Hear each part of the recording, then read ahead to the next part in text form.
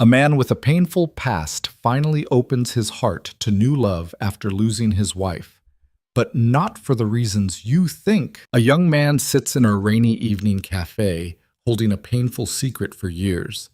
When the young woman across from him asks why he's still single, he falls silent, not because he doesn't want to love, but because he's afraid. Afraid that loving someone will betray the little girl sleeping at home. But the truth he's about to face is far more painful than that. Follow this story to the end, hit like, and comment what city you're watching from so I can see how far this story has traveled. The rain had started around 6 and hadn't let up since. It drummed steadily against the windows of the Westwood Cafe, a small corner place with chipped wooden tables and mismatched chairs that had somehow survived 3 ownership changes in the past decade. Daniel Reeves sat near the back, nursing a cup of black coffee that had gone lukewarm an hour ago. He didn't mind. He wasn't really there for the coffee. He was there because this was the only hour in his day that belonged to him. Across from him, Ava Collins sat with her hands wrapped around a ceramic mug, her fingers tapping a soft rhythm against the porcelain. She had ordered tea, chamomile, she'd said, because caffeine after 7 made her jittery. Daniel had smiled at that, a brief flicker of amusement that came and went before she could catch it. "You always do that," Ava said, tilting her head. "Do what?" "Smile like you're not supposed to." Daniel looked down at his coffee. "I don't know what you're talking about." "Sure you don't." She leaned back in her chair, studying him with that quiet intensity she always had. It wasn't intrusive exactly, but it made him feel transparent in a way he wasn't used to. "You know, I've been coming here for 3 months now, and I still don't really know anything about you." "There's not much to know." "I don't believe that." Daniel glanced up at her. Ava was 26, with dark hair that she usually tied back in a loose ponytail, and a face that always seemed to be halfway between serious and amused. She worked at the bookstore 2 blocks over, and she had a habit of showing up at the cafe around the same time he did, which he'd initially thought was coincidence until she admitted one night that it wasn't. "I like talking to you," she'd said simply, as if that explained everything. And maybe it did. "You're a single dad," Ava continued, counting on her fingers.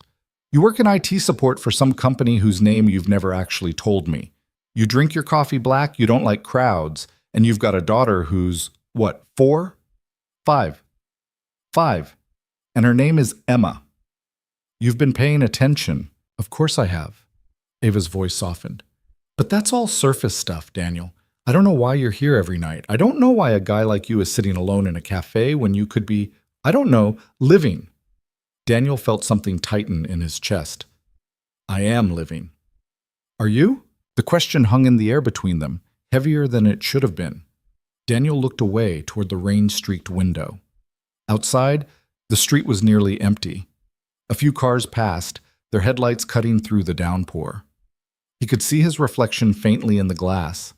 Tired eyes, shoulders that carried more weight than they used to. "Emma's asleep by 7:30 most nights," he said finally.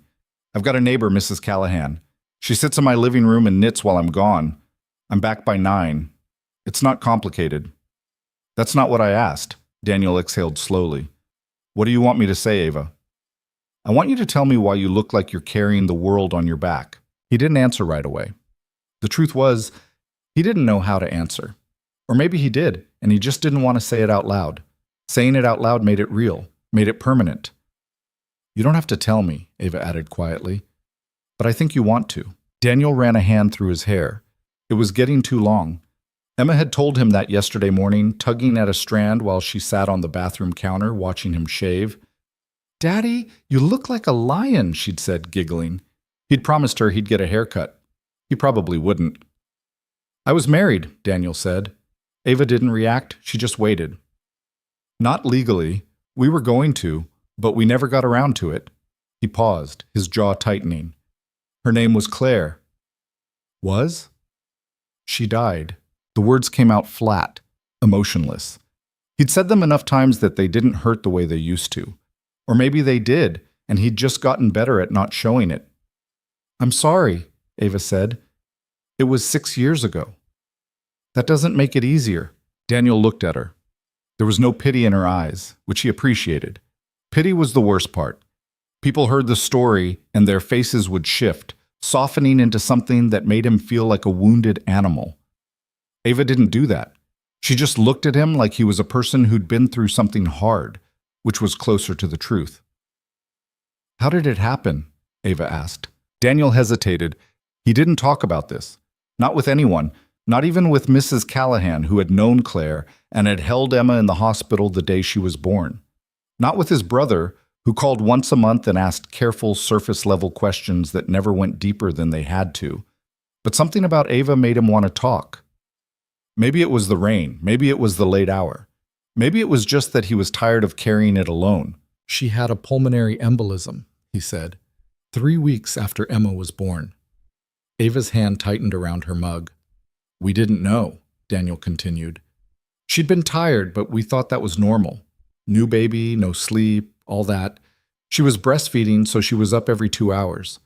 I was trying to help, but I didn't know what I was doing. Neither of us did. He stopped, the memory pressing down on him like a weight. He could still see Claire sitting in the rocking chair in their bedroom, Emma cradled against her chest, her eyes half closed with exhaustion.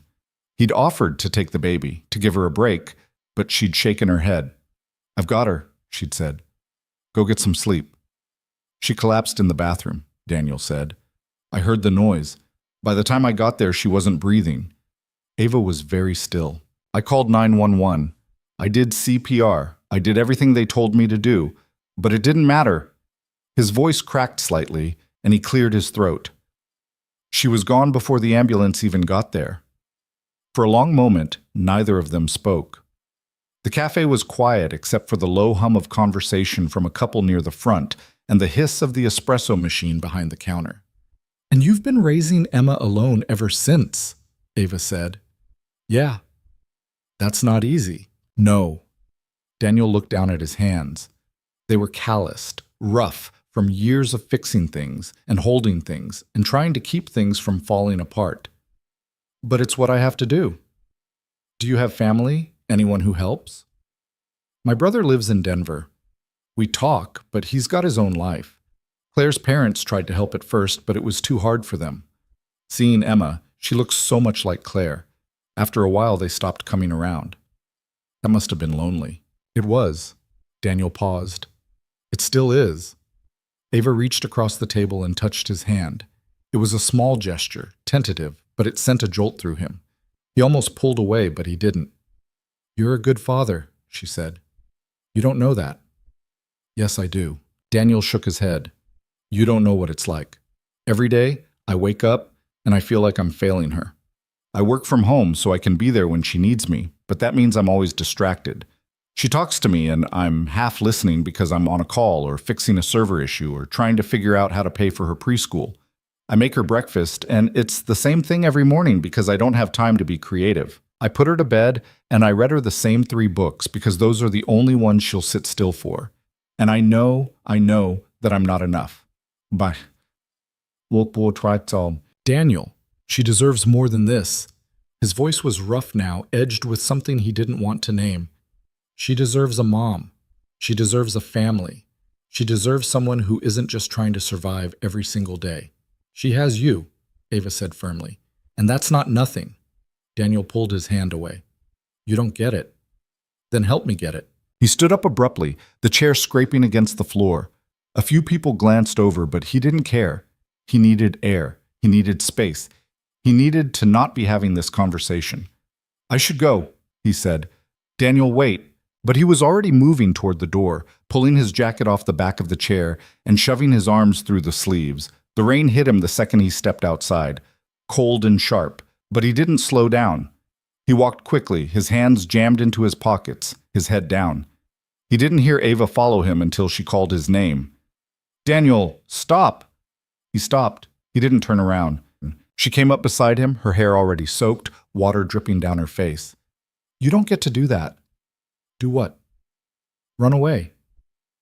I'm not running. Yes, you are. She stepped in front of him, forcing him to look at her. You're running because I'm getting too close. Because you don't want me to see how much you're hurting. You don't know anything about me. I know enough. Her voice was steady, unflinching. I know you're terrified. I know you think that if you let anyone in, you're going to lose them. I know you've built your whole life around making sure Emma is safe, and you think that means you have to do it alone. Daniel's throat tightened. I can't. You can't what? I can't lose someone again. The words came out broken, raw. He hated how they sounded, hated how weak they made him feel. Ava's expression softened. So you're just going to spend the rest of your life hiding? I'm not hiding. I'm protecting her. From what? From me screwing up, from me choosing wrong, from me being selfish. Loving someone isn't selfish, Daniel. It is if it takes away from her. Ava shook her head slowly. You really believe that, don't you? Yes. She was quiet for a moment, and then she said, What if you're wrong? Daniel didn't answer. What if letting someone in doesn't take anything away from Emma? Ava continued. What if it gives her more? That's not how it works. Why not? Because, he stopped, the words catching in his throat, because he didn't have an answer, not one that made sense, not one that didn't sound like an excuse. Ava stepped closer. You're a good man, Daniel. You're a good father. But you're so busy trying to be everything for Emma that you've forgotten you're allowed to be human. I don't have time to be human. That's the saddest thing I've ever heard. The rain was coming down harder now, soaking through his jacket, but Daniel couldn't move. He just stood there, staring at Ava, feeling something inside him crack open. I don't know how to do this, he said quietly. Do what? Let someone in. Ava smiled, small and sad. You start by not running away. That's it. Daniel didn't sleep that night. He lay in bed staring at the ceiling, listening to the rain taper off into a soft drizzle. Down the hall, Emma was asleep, her breathing steady and even. He'd checked on her twice already, just to make sure she was okay. She always was. She slept like nothing in the world could touch her, curled up under her unicorn blanket with her stuffed rabbit tucked under one arm. He envied her that. The ability to feel safe. His phone buzzed on the nightstand, and he picked it up. A text from Ava. I'm sorry if I pushed too hard tonight. Daniel stared at the message for a long time before typing back. You didn't. 3 dots appeared, then disappeared, then appeared again. Can we talk tomorrow? Yeah. He set the phone down and closed his eyes, but sleep didn't come. His mind kept circling back to what Ava had said. What if letting someone in doesn't take anything away from Emma? What if it gives her more? He wanted to believe that. He wanted to believe that he could have something for himself without it costing Emma. But every time he tried to picture it, tried to imagine what a life with someone else in it might look like, his mind hit a wall. Because the truth was, he wasn't afraid of losing someone again. He was afraid of failing Emma if he tried. The next morning, Daniel woke to the sound of Emma singing in her room. It was some song she'd learned at preschool, off-key and enthusiastic, and it made him smile despite the exhaustion weighing him down. He got up, pulled on a pair of sweatpants, and padded down the hall. Emma was sitting on her bed, surrounded by a pile of stuffed animals she'd arranged in a circle. She looked up when he came in, her face lighting up. Daddy, you're awake! I am. He sat down on the edge of her bed. What are you doing? Having a meeting. A meeting? Yeah, Mr. Rabbit is the boss. She held up the stuffed rabbit, making it nod. He says everyone has to share their feelings. Daniel couldn't help but laugh. That sounds like a good meeting. Do you want to join? Maybe later. Right now we need to get you some breakfast. Emma's face fell slightly, but she nodded. She gathered up Mr. Rabbit and followed him to the kitchen, chattering the whole way about what the other stuffed animals had said in the meeting. Daniel half listened, his mind still stuck on last night. He made Emma her usual breakfast, scrambled eggs and toast, cut into triangles because she refused to eat them any other way. She sat at the table swinging her legs, Mr. Rabbit propped up beside her plate. Daddy? Yes, sweetheart? Why do you look sad? Daniel froze, the spatula still in his hand. I'm not sad. Yes, you are. Your eyes are sad. He turned to look at her. Emma was watching him with that unsettling perceptiveness that 5-year-olds sometimes had, the kind that made you wonder if they could see straight through you. I'm just tired, he said. You're always tired. Well, that's what happens when you're a grown-up. Emma frowned. I don't want to be a grown-up. Smart kid. He brought her plate over and set it down in front of her. She picked up a triangle of toast and nibbled at the corner, still watching him. Daddy? Do you have any friends? The question caught him off guard. What do you mean? Like people you talk to, like how I talked to Mia and Jacob at school. Daniel sat down across from her. I have some friends. Like who? Well, there's Uncle Ryan. He lives far away. Yeah, but we still talk. On the phone doesn't count. Emma took another bite of toast. I mean real friends. Like people you see. Daniel thought about it. Who did he see regularly? Mrs. Callahan. But she was more of a babysitter than a friend. His coworkers, but those interactions were all through Slack and Zoom. Ava. There's someone I talk to sometimes, he said carefully. At the cafe. Emma's eyes lit up. A friend? I guess so. What's their name? Ava. Is she nice? Yeah, she's nice. Can I meet her? Daniel hesitated. He hadn't thought about that. Hadn't thought about what it would mean to bring Ava into this part of his life. The cafe was separate, safe. A place where he could be just Daniel, not Daniel the single dad, not Daniel who was barely holding it together. Maybe, he said. Emma seemed satisfied with that answer. She finished her breakfast and ran off to play, leaving Daniel alone in the kitchen with his thoughts. He texted Ava later that morning. Can we meet today? Her reply came almost immediately. Yes. Same place? Actually, I was thinking we could walk. There's a park near my place. Okay. What time? 2? I'll be there. Daniel spent the next few hours trying to focus on work, but his mind kept drifting. He had 3 tickets to close and a server migration to oversee, but every time he opened his laptop, he found himself staring at the screen without really seeing it. At 1:30, he got Emma ready. She insisted on wearing her favorite dress, a purple thing with sparkles that she'd picked out herself at Target, and her light-up sneakers. He didn't argue. Pick your battles, that's what the parenting book said. They walked the 4 blocks to Riverside Park, Emma skipping ahead and pointing out every dog they passed. The park was busy for a weekday afternoon. Mothers with strollers, older couples on benches, a group of teenagers playing basketball on the far court. Ava was waiting near the entrance, sitting on a bench with a book in her lap. She looked up when she saw them, and her face broke into a smile. You must be Emma, she said. Emma stopped mid-skip and looked up at her shyly. Hi, I've heard a lot about you. Really? Really? Your dad talks about you all the time. Emma glanced back at Daniel, her expression somewhere between pleased and embarrassed. He does? He does. Ava stood up, tucking her book into her bag. Do you want to go to the playground?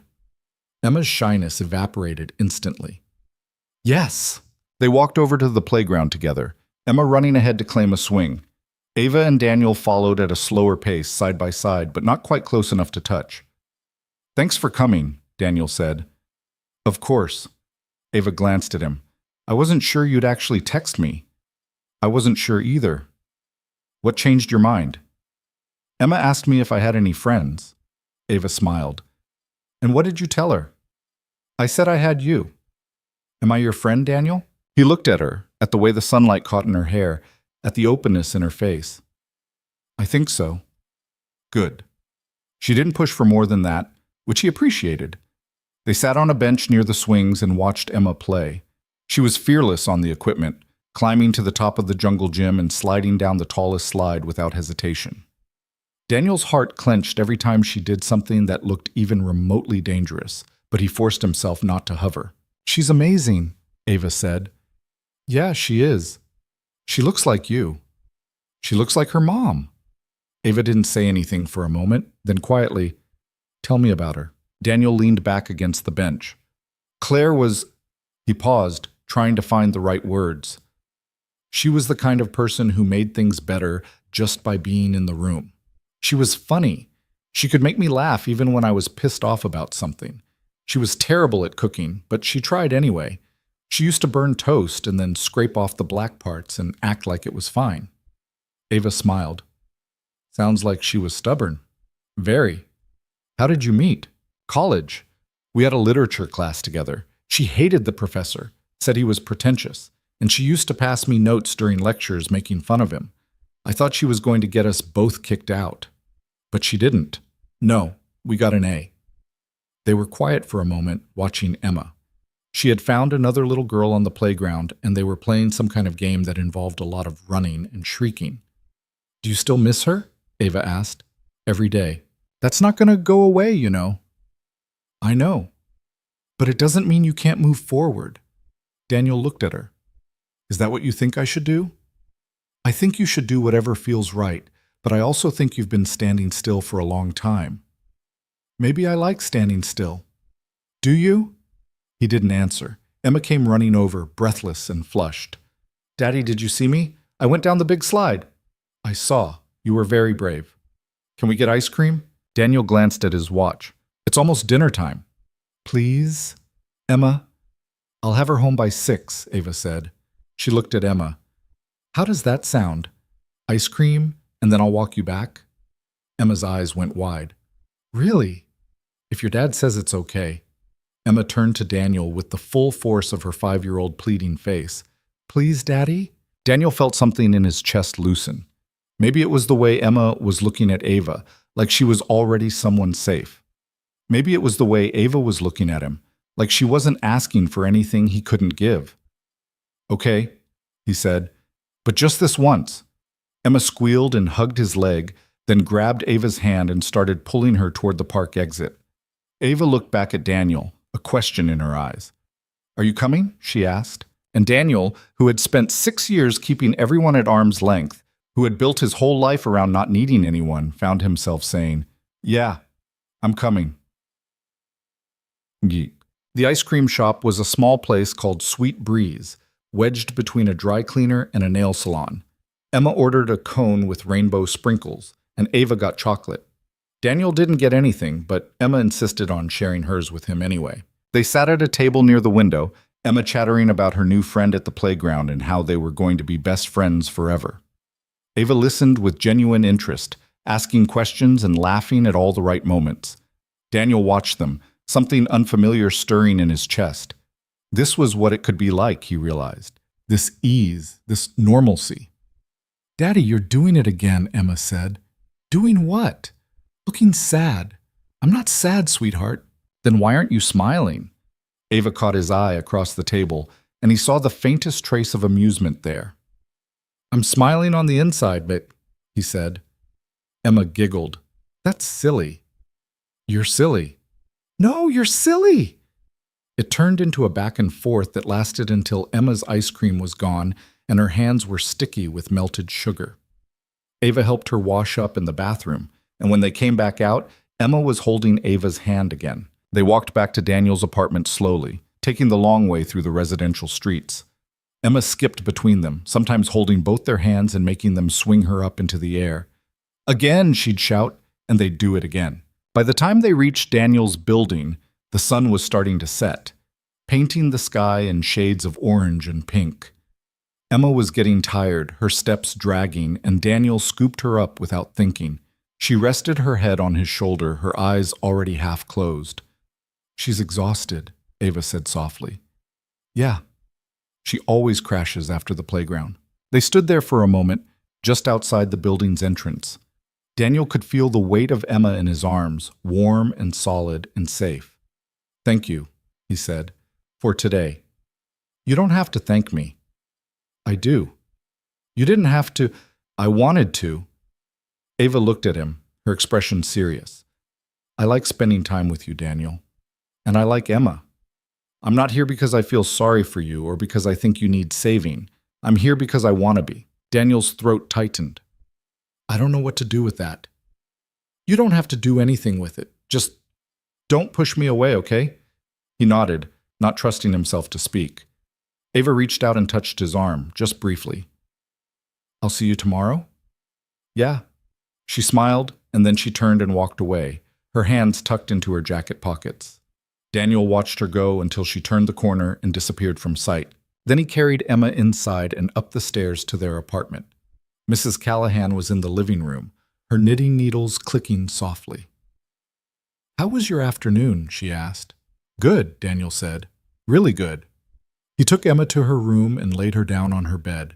She was already asleep, her breathing deep and even. He pulled the blanket over her and kissed her forehead. I love love you, sweetheart," he whispered. And then he went to his own room and sat on the edge of the bed, staring at his hands. For the first time in 6 years, he felt something other than fear when he thought about the future. He felt hope. Over the next few weeks, Ava became a constant presence in their lives. She showed up at the park on weekends, helped Daniel grocery shop when Emma was at preschool, came over for dinner on Tuesday nights. It wasn't planned. It just happened, the way good things sometimes do when you stop fighting them. Emma adored her. She would run to the door when Ava knocked, throwing her arms around Ava's legs and demanding to know what they were going to do today. And Ava never showed up empty-handed. Sometimes it was a book, sometimes a small toy, sometimes just a new story she'd heard at work. Daniel found himself looking forward to seeing her. Not in the nervous, uncertain way he'd felt at the beginning, but in a way that felt solid, real. They didn't talk about what they were. They didn't need to. It was enough just to be. One night, after Emma had gone to bed, Ava and Daniel sat on the couch with a bottle of wine between them. The TV was on, some cooking show neither of them was really watching. "Can I ask you something?" Ava said. "Sure." "What are you afraid of?" Daniel took a sip of wine. "That's a big question." "I know." He thought about it, really thought about it. "I'm afraid that if I let myself be happy, something will take it away. I'm afraid that if I focus on anything other than Emma, I'll miss something important. I'm afraid that I'm not enough. Not for her, not for you, not for anyone." Ava set her glass down and turned to face him. "You know what I think?" "What?" "I think you've been enough this whole time. You just haven't let yourself believe it." "It's not that simple." "Maybe it is." Daniel looked at her, really looked at her, at the way she was sitting with her legs tucked under her, at the way her eyes never wavered from his, at the way she made him feel like maybe, just maybe, he didn't have to carry everything alone. "I don't know how to do this," he said. "Do what?" "Be with someone, trust someone, let someone in." "You're already doing it, Daniel." "Am I?" "Yeah," she smiled. "You just don't realize it yet." And maybe she was right. Maybe he'd been letting her in all along, one small moment at a time. Maybe that was how love worked. Not in grand gestures or declarations, but in the quiet accumulation of days, in shared ice cream and park visits and Tuesday night dinners, in the way Emma laughed when Ava was around, and the way Daniel felt a little less alone. He reached out and took Ava's hand, threading his fingers through hers. "I'm scared," he admitted. "I know, but I don't want to be scared anymore." "Then don't be." It sounded so simple when she said it, like fear was just something you could decide not to feel. But maybe, Daniel thought, it was. Maybe it started with a choice, and then another choice, and then another, until one day you looked around and realized you'd built something new without even noticing. He squeezed Ava's hand and she squeezed back. Outside, the city hummed with life. Cars passed on the street below, voices drifted up from the sidewalk. Somewhere in the distance, a siren wailed. But inside the apartment, everything was still. Emma was asleep down the hall, safe and dreaming. And for the first time in 6 years, Daniel felt like maybe everything was going to be okay. Not perfect, not easy, but okay. And that was enough. 3 months passed like that, quiet, steady, unremarkable in the best possible way. Daniel stopped measuring time in units of survival and started noticing other things. The way Emma's vocabulary was exploding, how she'd started using words like actually and apparently in sentences that made him laugh. The way Ava had memorized his coffee order and brought him a cup every Thursday morning before her shift at the bookstore. The way his apartment didn't feel quite so empty anymore. But underneath it all, there was still a current of something Daniel couldn't name. Not fear, exactly. More like waiting, like he was holding his breath for the moment when it all fell apart. It was a Saturday morning when things started to shift. Daniel was making pancakes, an ambitious departure from his usual scrambled eggs routine, when Emma wandered into the kitchen with Mr. Rabbit tucked under her arm. "Is Ava coming over today?" she asked. "I think so, later this afternoon." "Can she stay for dinner?" "We'll see." Emma climbed onto one of the kitchen chairs and propped Mr. Rabbit against the salt shaker. "I like it when she's here." "Yeah?" "Yeah, the apartment is more fun." Daniel flipped a pancake, watching the bubbles form on the surface. "What do you mean?" You laugh more. And we do more stuff, like yesterday when she taught me how to make friendship bracelets. You made me one of those, Daniel said, glancing at the colorful string tied around his wrist. Emma had insisted he wear it, and he hadn't taken it off since. I'm making one for Ava too. A better one. Why better? Emma shrugged. Because she's special. The simplicity of it hit Daniel harder than it should have. Because she's special. There was no complexity in the way Emma saw the world, no second-guessing or fear. She just knew what she felt and said it out loud. Yeah, Daniel said quietly. She is. His phone buzzed on the counter, a text from his brother Ryan.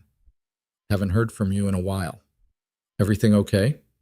Daniel stared at the message for a moment before typing back. Yeah, good, actually. Good how? Daniel hesitated. He hadn't told Ryan about Ava.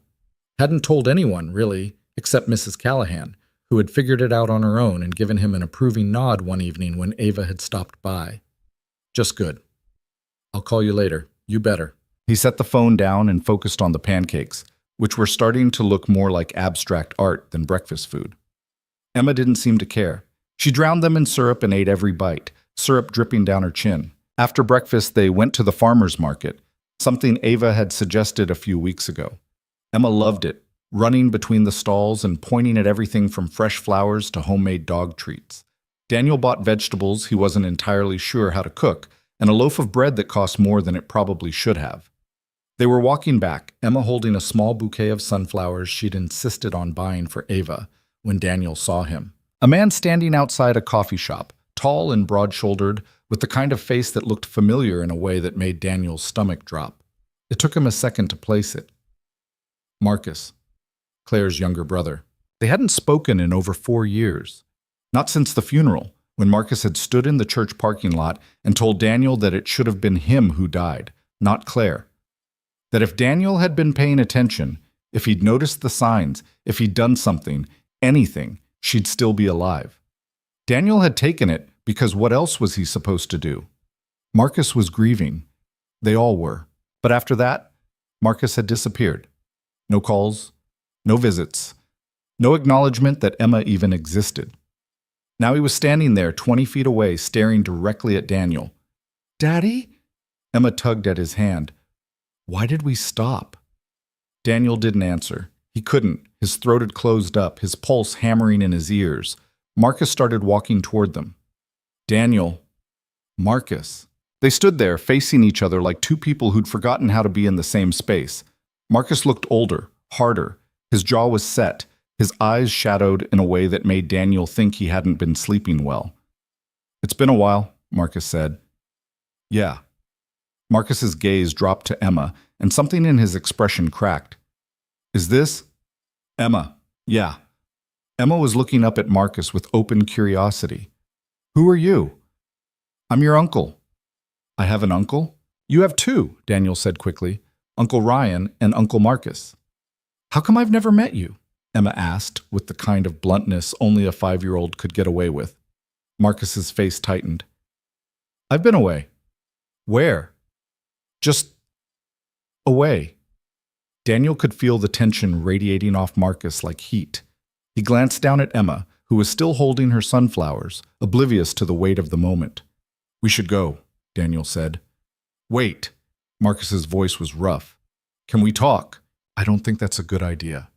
Please. Daniel looked at him, really looked at him, and saw something he wasn't expecting. Not anger, not blame, just exhaustion. Emma, why don't you go sit on that bench over there? Daniel said, pointing to a spot about 15 feet away. I'll be right here, okay? Okay. Emma skipped over to the bench, humming to herself. Daniel turned back to Marcus. What do you want? I'm sorry. The words came out flat, like Marcus had been practicing them and still couldn't get them right. For what? Daniel asked, though he knew. For what I said. After the funeral, I was... Marcus stopped, his jaw working. I was messed up. I blamed you because I didn't know who else to blame. You blamed me because it was easier than blaming her. Don't. It's the truth, isn't it? Claire made her own choices. She didn't go to the doctor when she should have. She pushed herself too hard. Stop. Marcus's voice was sharp. Don't talk about her like that. Like what? Like she was human? Like she made mistakes? She's dead, Daniel. You don't get to shh. I don't get to what? Remember her as she actually was? You think I've spent the last 6 years pretending she was perfect? She wasn't. She was stubborn and reckless, and she didn't listen when people told her to slow down. And I loved her anyway. But that doesn't mean I'm going to stand here and let you rewrite history. Marcus looked like he'd been slapped. I didn't come here to fight. Then why did you come? Because I saw you, and I saw her. He glanced toward Emma, who was now picking at the petals of one of the sunflowers. And I realized I've been an asshole. Daniel let out a breath. Yeah, you have. I know. They stood there in silence for a moment, the noise of the street filling the space between them. She looks like Claire, Marcus said quietly. Everyone says that. Does she know about her? I tell her stories, show her pictures, but she doesn't really understand. She was too young.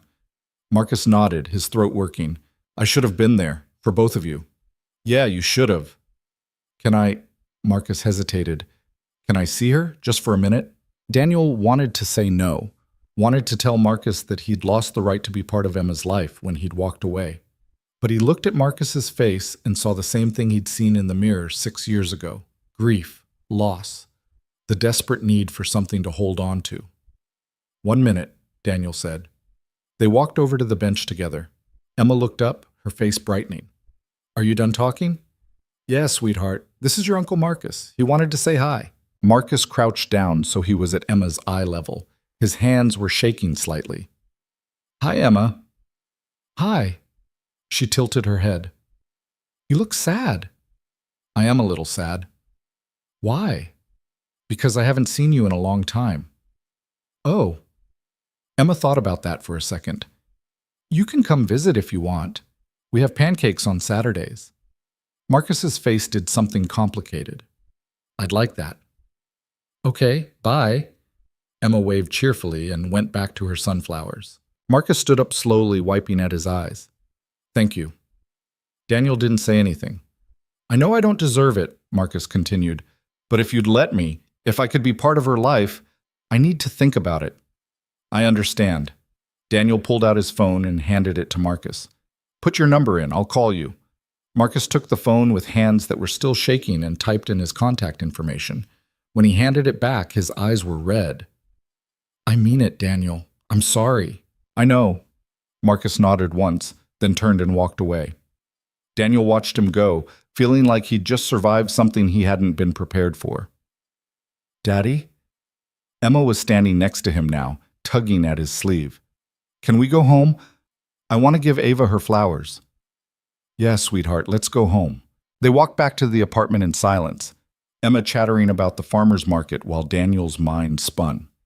He hadn't thought about Marcus in years, hadn't let himself think about him, because thinking about Marcus meant thinking about that day in the parking lot, and that was a door he'd nailed shut.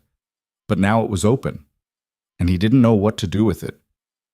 When they got home, Mrs. Callahan was waiting in the hallway. There was a woman here looking for you, she said. Said her name was Ava. I told her you'd be back soon. She left? No, she went to the cafe, said she'd wait there. Daniel felt a pang of guilt. He'd forgotten to text her that they'd be late. Can you watch Emma for a bit? He asked Mrs. Callahan. Of course. He crouched down in front of Emma. I need to go talk to Ava. I'll be back in a little while, okay? Can I come? Not this time, sweetheart. Emma's face fell. But I want to give her the flowers. You can give them to her when I get back. I promise. Promise, promise? Promise, promise. Emma seemed satisfied with that. She hugged him tight, then ran inside with Mrs. Callahan. Daniel walked the 4 blocks to the cafe, his mind still churning. When he pushed through the door, he saw Ava immediately. She was sitting at their usual table, a book open in front of her, but she wasn't reading. She was staring out the window. Hey, he said. She looked up and her face shifted into something between relief and concern. Hey, I was starting to think you'd forgotten about me. Never. He sat down across from her. Sorry, we ran into someone at the market. It threw me off. Who? Claire's brother. Ava closed her book slowly. I didn't know she had a brother. Yeah, Marcus. We haven't spoken since the funeral. That must have been hard. It was weird. He apologized, said he wanted to be part of Emma's life. What did you say? That I'd think about it. Ava reached across the table and took his hand. How are you feeling? I don't know. Confused, I guess. I spent so long being angry at him, and now he shows up and suddenly I'm supposed to just… What? Forgive him? You don't have to do anything you don't want to do. I know, but Emma deserves to know her family, and Marcus is family, whether I like it or not. Do you like it? Daniel thought about that. I don't know. Maybe. Part of me wants to tell him to go to hell, but another part of me remembers what he was like before Claire died. He was a good guy. He loved her, and losing her broke something in him. It broke something in you too. Yeah, but I had Emma. He didn't have anyone. Ava was quiet for a moment, her thumb tracing circles on the back of his hand. What are you going to do? I don't know yet. That's okay. You don't have to figure it all out right now. Daniel looked at her, at the calm certainty in her face, the way she never pushed him to be anything other than what he was, and felt something shift in his chest. I don't know what I did to deserve you, he said. Ava smiled. You didn't have to do anything. You just had to let me in. I'm still not very good at that. You're better than you think. He squeezed her hand. Emma made you flowers, sunflowers. She's very excited to give them to you. I can't wait. They sat there for a while, not saying much, just being together. The cafe was busy around them, people coming and going, the espresso machine hissing, conversations overlapping, but it all felt distant, like they were in their own little bubble. Eventually, Daniel's phone buzzed. A text from Mrs. Callahan. Emma wants to know if Ava is coming for dinner. He showed the message to Ava. What do you think? I think I'd love to. They walked back to the apartment together, hands linked. When they got there, Emma was waiting at the door, the sunflowers clutched in both hands. Ava, these are for you. They're beautiful, Emma. Thank you. Emma beamed. I picked them myself. I can tell. They're perfect. Daniel watched them together. Emma pulling Ava inside, chattering about her day. Ava listening with the kind of attention that made Emma feel like the most important person in the world, and felt that shift in his chest again. Stronger this time. This was what he'd been afraid of. This feeling, this connection. But standing there, watching the two people he cared about most in the world, he realized something. He wasn't afraid anymore. Dinner was chaotic in the best way. Emma insisted on helping cook, which meant there was flour everywhere and the pasta was slightly overcooked, but nobody minded. They ate at the small kitchen table, Emma sitting between Daniel and Ava, telling a story about a boy at preschool who had eaten a crayon. A whole crayon? Ava asked, mock horrified. A whole crayon! And then he cried because his tongue turned blue. Daniel laughed. That sounds about right. After dinner, Ava helped Emma get ready for bed while Daniel cleaned up the kitchen. He could hear them down the hall, Ava reading one of Emma's favorite books in funny voices, Emma giggling uncontrollably. When Ava came back out, she was smiling. She wants you to come say goodnight. Daniel went to Emma's room and found her already half asleep, Mr. Rabbit tucked under her chin. Good night, sweetheart, he whispered, kissing her forehead. Love you, Daddy. Love you too. He turned off the light and closed the door most of the way, leaving it open just a crack. When he came back to the living room, Ava was sitting on the couch, her shoes off, her legs tucked under her. She's amazing, Ava said. Yeah, she is. Daniel sat down next to her, closer than he usually did, close enough that their shoulders touched. Can I tell you something? He asked. Always. I think I'm falling in love with you. The words came out quieter than he'd intended, but they were there, real, irreversible.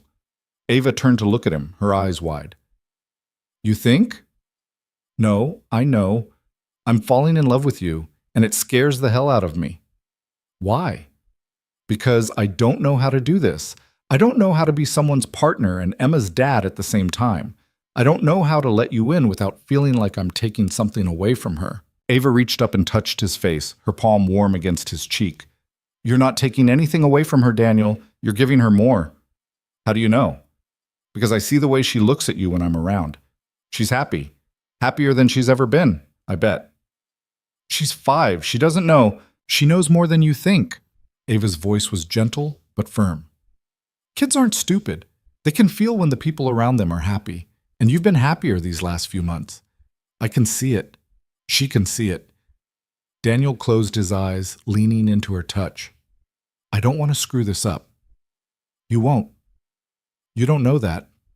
Yes, I do. She leaned in and kissed him, soft and brief. Because you care too much to screw it up. When she pulled back, Daniel opened his eyes and looked at her. Really looked at her. At the way her hair fell across her shoulders, at the small scar above her left eyebrow, at the way her eyes held his without wavering. I love you, he said. Not I'm falling, not I think, just the truth. Ava smiled, and it was the kind of smile that made everything else disappear. I love you too.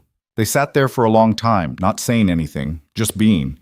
Daniel felt something he hadn't felt in 6 years. Not just hope, not just possibility. Peace. But peace, he was learning, was a fragile thing. The next morning, Daniel woke to his phone ringing. He fumbled for it, squinting at the screen. Marcus. He almost didn't answer, but something made him hit the green button. Hello? Daniel, it's Marcus. I'm sorry for calling so early. Daniel glanced at the clock. 7:30. Not that early, but still. It's fine. What's up? I've been thinking about yesterday, about Emma, and Marcus paused. I want to be part of her life, if you'll let me. Daniel sat up, running a hand through his hair. Marcus, I know I don't deserve it. I know I walked away when I should have stayed, but I'm asking you to give me a chance, please. Daniel closed his eyes. This isn't just about you and me, it's about Emma, and I'm not going to let anyone into her life who isn't going to stick around. I'll stick around. I promise. You promised to be there before, at the funeral. You said we'd get through it together, and then you disappeared. I know. And I'm sorry, but I'm here now, and I'm not going anywhere. Daniel wanted to believe him. Part of him even did, but another part, the part that had spent 6 years protecting Emma from anything that might hurt her, wasn't ready to take that risk. I need time, Daniel said. How much time? I don't know, just time. Marcus was quiet for a moment. Okay, I'll wait. Thank you. After he hung up, Daniel sat there in bed, staring at the wall. He didn't know what the right answer was. Didn't know if letting Marcus back in was the best thing for Emma or the worst. All he knew was that his carefully constructed world, the one where it was just him and Emma against everything, was starting to crack open. And he wasn't sure if that was a good thing or a terrifying one. 2 weeks went by before Daniel made a decision about Marcus. 2 weeks of Emma asking why her new uncle hadn't come to visit. 2 weeks of Ava gently suggesting he at least consider it. 2 weeks of Daniel lying awake at night trying to figure out what the right thing to do was. The problem was, there wasn't a right thing. There was just a choice, and every choice came with consequences he couldn't predict. On a Wednesday afternoon, Daniel finally called Marcus back. I'll let you see her, he said without preamble. But we're doing this my way. Okay. Marcus's voice was careful, like he was afraid of saying the wrong thing. What does that mean? It means you don't just show up. It means we set a time, a place, and I'm there the whole time. It means if Emma gets uncomfortable or doesn't want to be around you, we leave. No arguments. I understand. And it means you don't make promises you can't keep. If you're going to be in her life, you're all in. No disappearing acts. I won't disappear. You did before. I know, and I'm not asking you to forget that. I'm just asking you to let me prove I've changed. Daniel closed his eyes.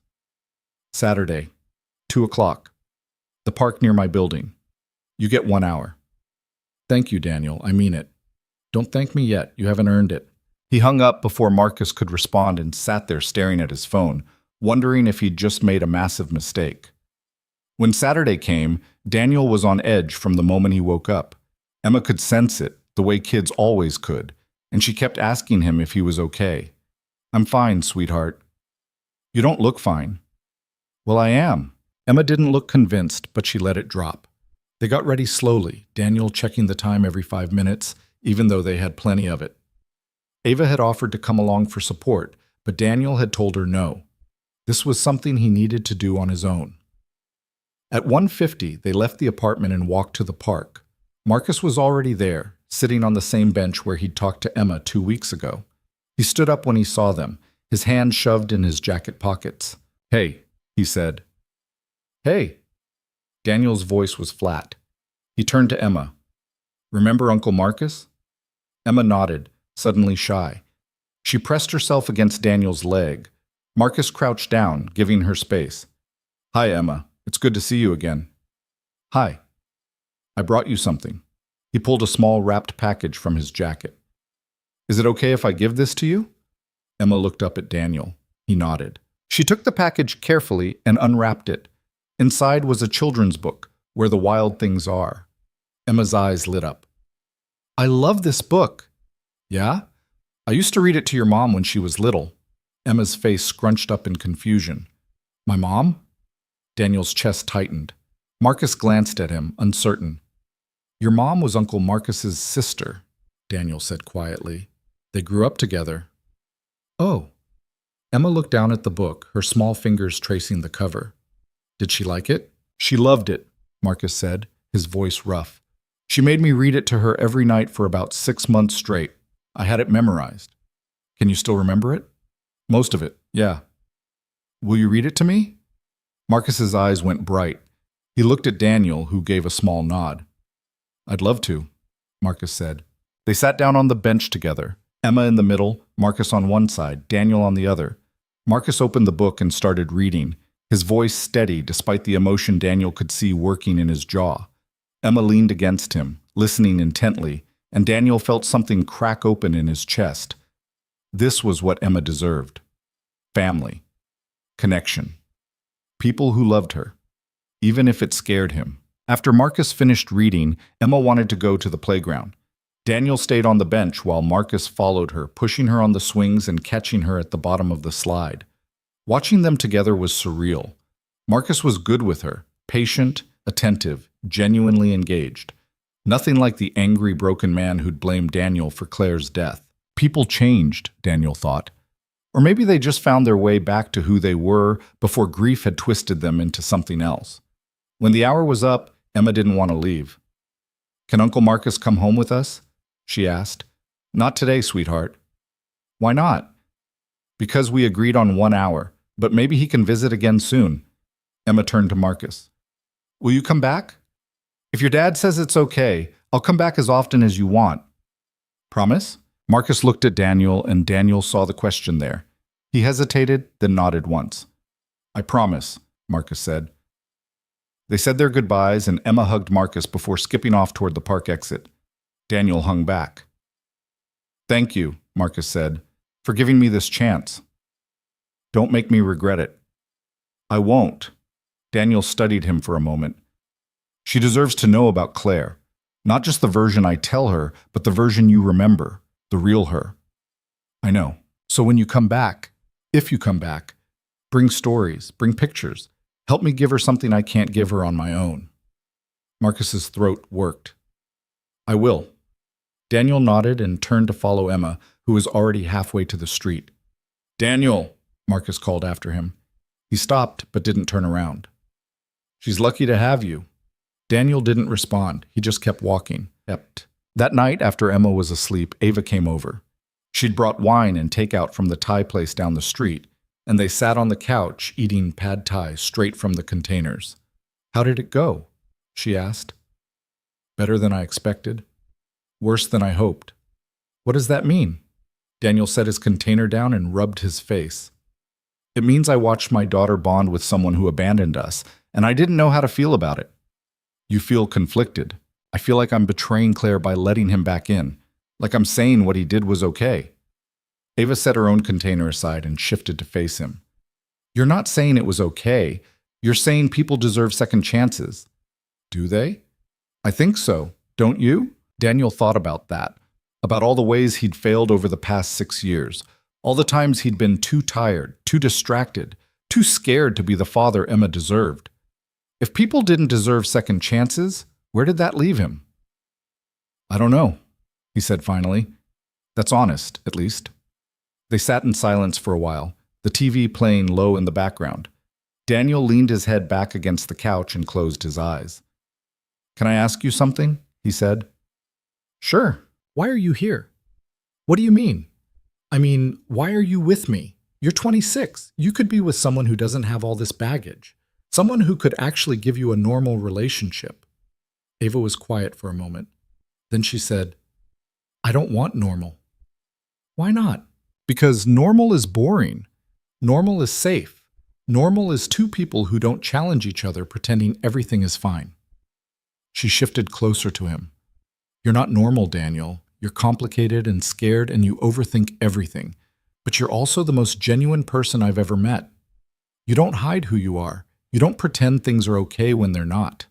And you love your daughter so much it actually hurts to watch sometimes." Daniel opened his eyes and looked at her. "That doesn't sound like a compliment." "It is. Because most people are too afraid to love like that. Too afraid to let themselves be vulnerable. But you do it every single day." "I don't have a choice." "Yes, you do. You could have shut down after Claire died. You could have given Emma to her grandparents or your brother and walked away. But you didn't. You stayed. You fought. And that's why I'm here." Daniel felt his throat tighten. "I don't know what to say to that." "You don't have to say anything."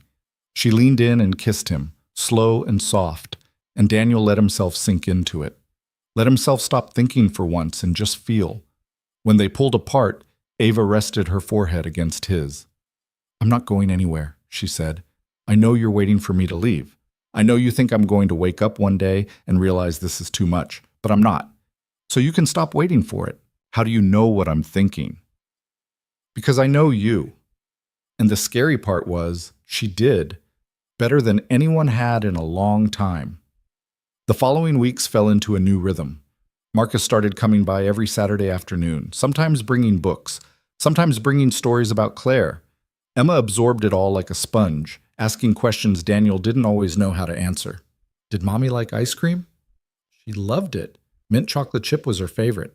That's my favorite too. Marcus would smile at that, and Daniel would feel that complicated knot in his chest tighten a little more. Ava became a fixture in their lives too. She had dinner with them twice a week, helped Emma with a school project about butterflies, taught her how to braid hair. Emma started calling her My Ava, which made Daniel's heart do complicated things. One evening, about a month after Marcus had come back into their lives, Daniel was putting Emma to bed when she asked him a question that stopped him cold. "Daddy, is Ava going to be my new mom?" Daniel sat down on the edge of her bed, his mind racing. "What makes you ask that?" "Because she's here a lot, and she does mom things." "Like what?" "Like helping me with my hair and reading to me and making you smile." Daniel's chest felt tight.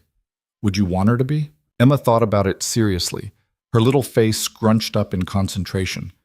"I don't know, I like her a lot, but I already have a mom, even if she's not here." "You do, and nothing will ever change that." "So can I have two?" The question was so simple, so innocent, that Daniel didn't know how to answer it. Because the truth was, he didn't know. He didn't know if what he had with Ava was heading towards something permanent. He didn't know if he was ready for it to be. He didn't know if he'd ever be ready. "I don't know, sweetheart," he said honestly. "But Ava will always be special to us, no matter what. Okay?" "Okay." Emma yawned, her eyes already drooping. "I love you, Daddy." "I love you too." He kissed her forehead and turned off the light, but he stood in the doorway for a long moment after, watching her sleep. She looked so peaceful, so unburdened by all the complicated adult emotions swirling around her. He wanted to keep her that way, safe, protected, happy. But he was starting to realize that protecting her didn't mean keeping everything at a distance. It meant giving her room to grow, to love, to build connections, even if it terrified him. The next Saturday, Marcus brought a photo album. He and Emma sat on the living room floor going through it page by page while Daniel watched from the couch. Ava was there too, sitting beside him with her hand resting on his knee. "That's your mom when she was 8, Marcus said, pointing to a picture of a gap-toothed girl with wild curly hair. She'd just lost her 2 front teeth. Emma giggled. "She looks funny." She thought so too, wouldn't smile in pictures for months. "What's this one?" "That's her 16th birthday. See that cake?" She made it herself and it collapsed in the middle. She cried for an hour. "Did you eat it anyway?" We had to. She would have killed us if we didn't. Emma laughed, and the sound filled the room with a lightness Daniel hadn't felt in years. Later, after Marcus had left and Emma was in bed, Daniel and Ava sat on the couch again. She'd started keeping a drawer at his place, just some clothes and toiletries, nothing major, but it felt significant anyway, like she was carving out space in his life, piece by piece. "That was nice today," Ava said, "with Marcus." "Yeah. You're doing a good thing, letting him be part of Emma's life." "I hope so." "You are." She squeezed his hand. "I can see how much it means to him, and to her." Daniel nodded, but his mind was somewhere else, on the question Emma had asked him the night before. "Is Ava going to be my new mom?" "Can I ask you something?" he said. "Always." "Where do you see this going?" Ava tilted her head. "This?" "Us." She was quiet for a moment, and Daniel felt his pulse quicken. Maybe he shouldn't have asked. Maybe he'd just opened a door he wasn't ready to walk through. "I see it going wherever we want it to go," Ava said finally. "I'm not in a rush, Daniel. I'm happy with where we are right now. But eventually we'll figure it out. Together. But there's no timeline, no pressure. We move at whatever pace feels right. And if I don't know what feels right, then we wait until you do." Daniel looked at her, at the calm certainty in her face, and felt something loosen in his chest. She wasn't pushing him. Wasn't demanding answers he didn't have. She was just there, steady and patient, waiting for him to catch up. "I don't deserve you," he said. "Stop saying that." "It's true." "No, it's not. You keep acting like you're some broken thing that needs fixing. But you're not broken, Daniel. You're just scared, and that's okay. But it doesn't make you less worthy of love." He wanted to believe her. Wanted to believe that he could have this, her, Emma, a life that felt full instead of hollow, without it all falling apart. But fear was a hard thing to shake. A few days later, Daniel got a call from Emma's preschool. She'd gotten into a fight with another kid, something about a toy, and the teacher wanted him to come pick her up. When he arrived, Emma was sitting in the office with her arms crossed and her face set in a stubborn scowl. The other kid, a boy named Tyler, was crying in the corner. "What happened?" Daniel asked. The teacher, a woman named Miss Rodriguez, sighed. "Tyler took Emma's toy during playtime. Emma asked for it back. He refused. She pushed him." Daniel looked at Emma. "Is that true?" Emma's jaw set tighter. "He wasn't playing with it right.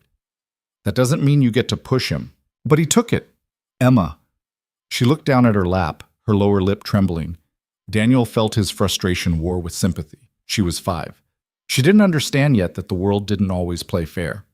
He apologized to Miss Rodriguez and Tyler's mom, then took Emma home. The whole walk back she was silent, her little hand gripping his tightly. When they got inside, he sat her down at the kitchen table. "You know pushing isn't okay, right?" Emma nodded, not looking at him. "So why did you do it?" "Because he made me mad." "I get that, but you can't push people just because they make you mad." "Why not?" "Because it's not how we solve problems." "But you said to stand up for myself." Daniel paused. She was right. He had said that.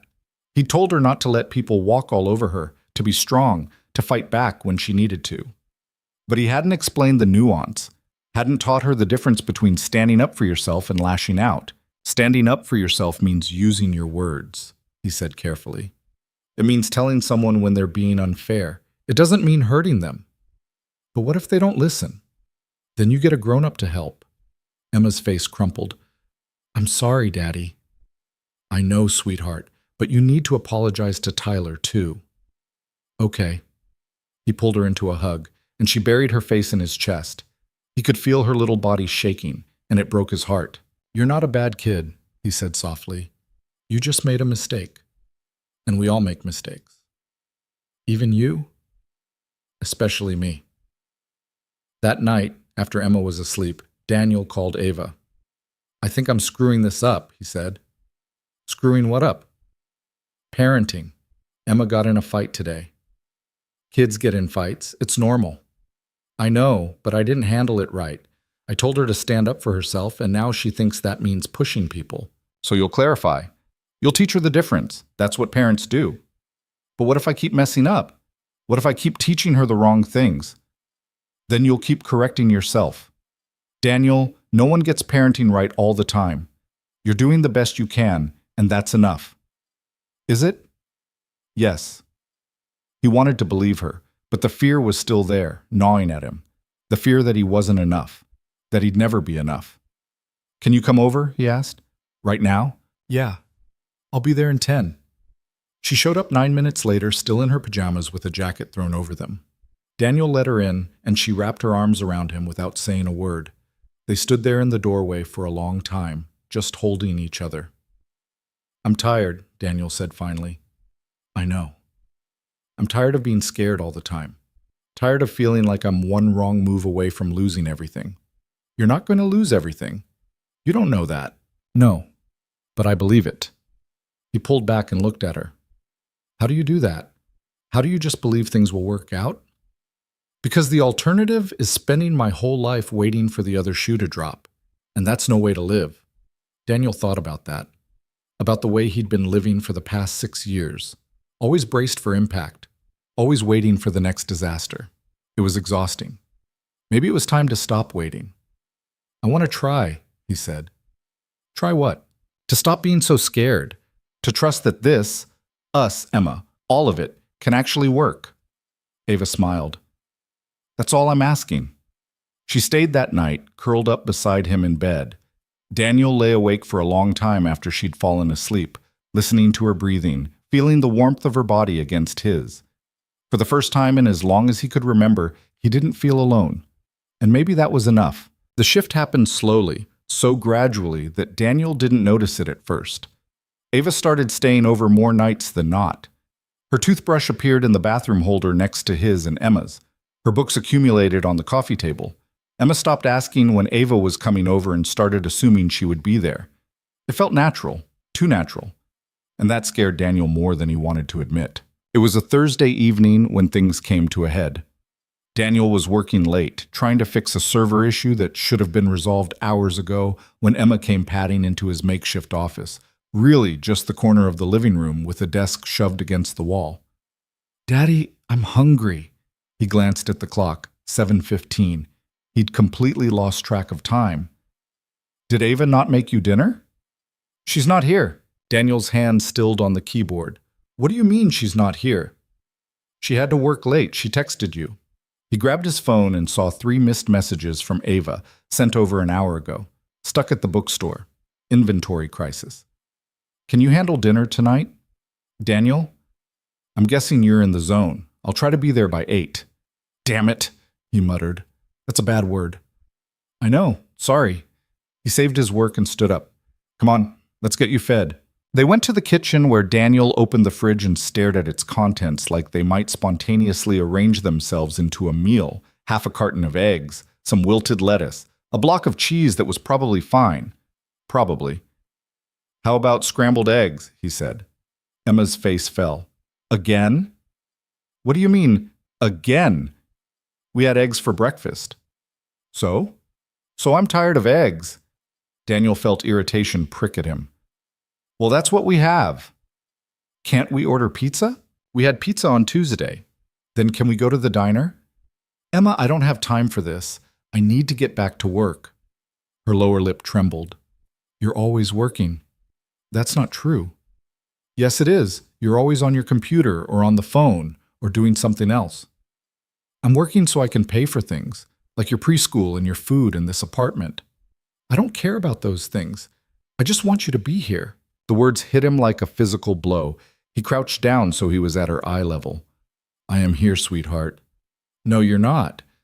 You're thinking about work stuff. I can tell. Daniel opened his mouth to argue, then closed it. Because she was right. Even when he was physically present, his mind was always somewhere else. On the next ticket, the next deadline, the next problem that needed solving. I'm sorry, he said quietly. You're right. I've been distracted. Emma threw her arms around his neck and hugged him tight. I miss you. I'm right here. I know, but I still miss you.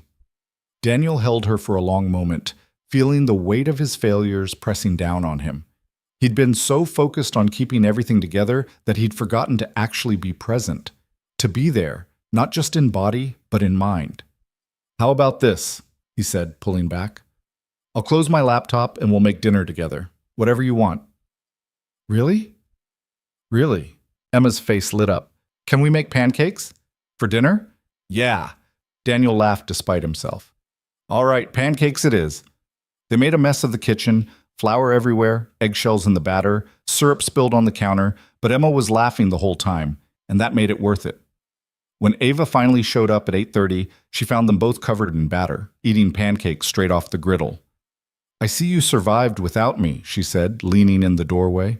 Barely, Daniel said. Emma ran over and hugged her. We made pancakes for dinner. I can see that. Did you save any for me? Of course, Daddy made extra. They ate together at the kitchen table, Emma chattering about her day while Daniel and Ava exchanged glances. There was something in Ava's eyes he couldn't quite read. Not anger exactly, more like concern. After Emma went to bed, they cleaned up the kitchen in silence. Daniel washed while Ava dried, the familiar rhythm of it almost meditative. She said I'm always working, Daniel said finally. You are. I have to work. Bills don't pay themselves. I know, but there's work, and then there's hiding in work. Daniel set down the dish he was washing. I'm not hiding. Aren't you? He turned to face her. What's that supposed to mean? Ava set down the towel and crossed her arms. It means that every time things start feeling too real, too settled, you bury yourself in your laptop. You find some crisis that needs your immediate attention. You make yourself unavailable. That's not fair. Isn't it? Daniel, I've been staying here almost every night for 2 months. We've never once talked about what that means. About where this is going. I thought you said there was no timeline. There isn't. But there's a difference between taking things slow and actively avoiding the conversation. Daniel felt his defenses go up. I'm not avoiding anything. Then talk to me. Tell me what you're thinking. Tell me what you're afraid of. I'm not. Don't. Her voice was sharp. Don't lie to me. I know you're scared. I've known from the beginning, but I can't keep waiting for you to decide if you actually want me here. Of course I want you here. Do you? Because sometimes it feels like you're just tolerating me, like I'm something that happened to you instead of something you chose. Daniel's chest tightened. That's not true. Then what is true? Because I'm standing here trying to figure out if I'm building a life with you or just filling time until you decide I'm too much trouble. You're not too much trouble. Then what am I? The question hung between them, heavy and unavoidable. Daniel wanted to say the right thing. Wanted to tell her that she was everything he needed, everything he wanted, everything he'd been afraid to hope for. But the words stuck in his throat. Because the truth was, he didn't know what she was. Or maybe he did, and he was too scared to admit it. I love you, he said finally. I know I don't say it enough, but I do. Loving me isn't the same as letting me in. I have let you in. Have you? Because it still feels like there's a wall between us. Like you're keeping part of yourself locked away where I can't reach it. Daniel turned back to the sink. I don't know how to do this, Ava. I don't know how to be someone's partner. I've been doing this alone for so long that I don't know how to share the load. So let me help you learn. What if I can't? Then we'll figure it out together, but you have to want to try. He gripped the edge of the counter. I do want to try. I'm just scared. I know. You've said that before. But at some point, Daniel, you have to decide if you're going to let fear run your life or if you're going to push through it. It's not that simple. Yes, it is. He turned to look at her, frustration boiling over. You don't get it. You don't know what it's like to lose someone you love. To watch them die and know you couldn't do anything to stop it. You don't know what it's like to lie awake at night terrified that it's going to happen again. Ava's expression softened. You're right. I don't know what that's like. But I know what it's like to love someone who won't let themselves be loved. And I can't keep doing this if you're not willing to meet me halfway. What are you saying? I'm saying I need to know if you're all in or not.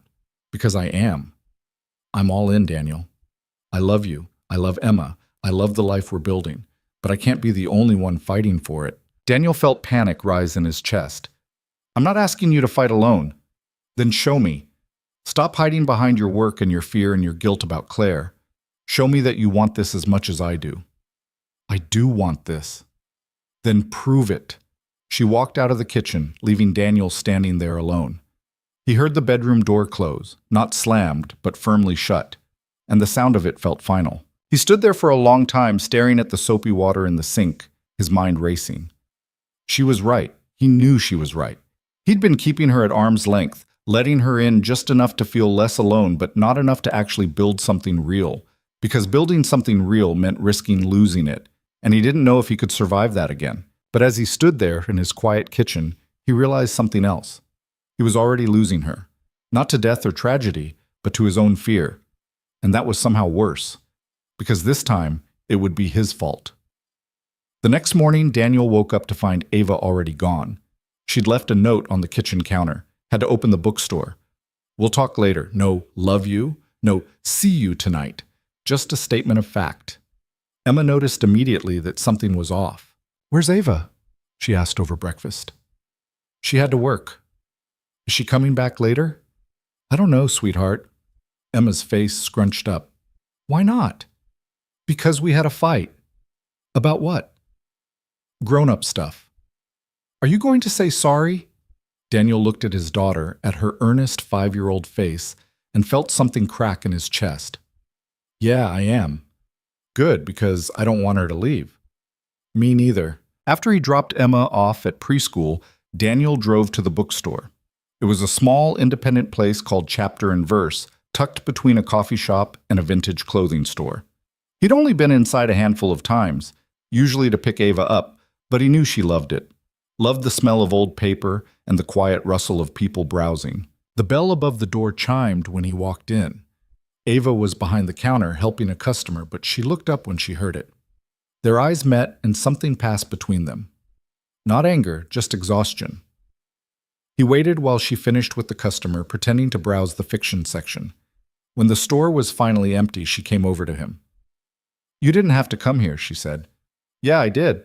She crossed her arms. Daniel, I'm sorry, he said, cutting her off. You were right about all of it. I've been hiding. I've been keeping you at a distance because I'm terrified of losing you. But in doing that, I'm losing you anyway, and I don't want that. Ava's expression softened slightly. I don't want that either. So tell me what to do. Tell me how to fix this. You can't fix it, Daniel. That's the problem. You keep thinking this is something you can solve, like one of your server issues. But relationships don't work that way. They're messy and complicated, and you can't control them. I know that. Do you? Because every time something gets hard, you retreat. You pull back. You try to manage the situation instead of just being in it. Daniel ran a hand through his hair. I don't know how to just be in it. Then learn. I can't teach you. You have to figure it out yourself. What if I can't? Then we don't work. And that will break my heart. But I'll survive it. She looked at him steadily. The question is, can you? Daniel thought about that, about what his life would look like without Ava in it, without her laugh, her patience, her steady presence, without watching her braid Emma's hair or listening to her read bedtime stories in funny voices or feeling her warmth beside him in bed. The thought of it made him physically ache. No, he said quietly, I can't. Then stop acting like you can. They stood there in the quiet bookstore, surrounded by thousands of stories about people who'd faced impossible choices and found ways through them. Daniel wished one of those stories could tell him what to do, but life didn't work that way.